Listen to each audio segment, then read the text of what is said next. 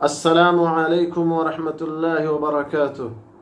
بسم اللہ، الحمد للہ والصلاة والسلام علی رسول اللہ وعلی آلہ وصحبہ ومن والہ۔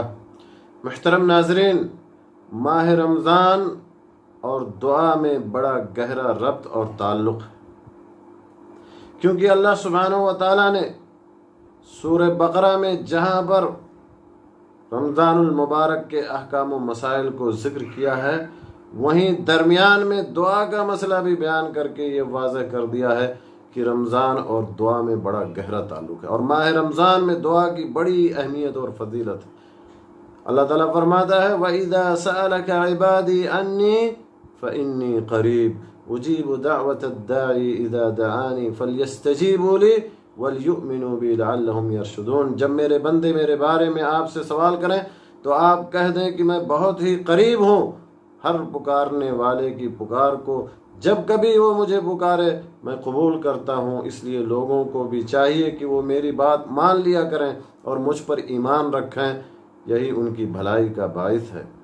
اور اسی طرح نبی صلی اللہ علیہ وسلم نے فرمایا کہ 3 اشخاص کی دعائیں رد نہیں کی جاتی: امام عادل کی دعا، روزے دار کی دعا یہاں تک کہ وہ افطاری کر لے، اور مظلوم کی دعا۔ اسی طرح سے نبی صلی اللہ علیہ وسلم نے یہ بھی فرمایا ہے کہ للصائم عند فطرہ دعوۃ مستجابہ، روزے دار کی افطاری کے وقت کی دعا ضرور قبول ہوتی ہے۔